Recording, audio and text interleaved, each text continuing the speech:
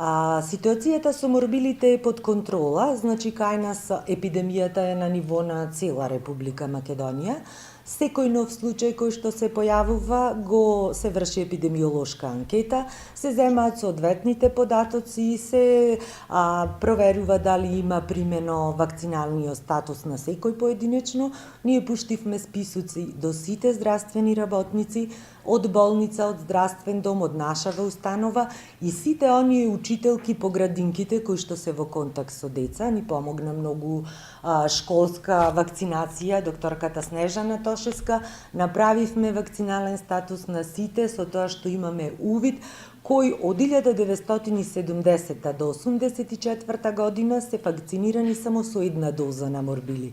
Сите пред 1970 имаат прележано, што значи имаат природен имунитет, а генерациите над 1984 си ги имаат двете дози на вакцини примени и не е никаков проблем.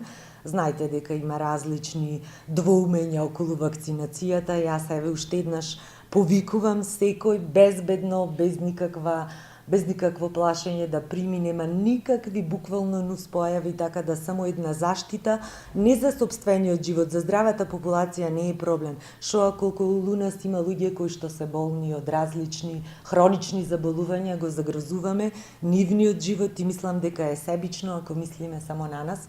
Сепак сме социјални суштества. Работиме како Центар за јавно здравје на подигање на јавната свест на населението.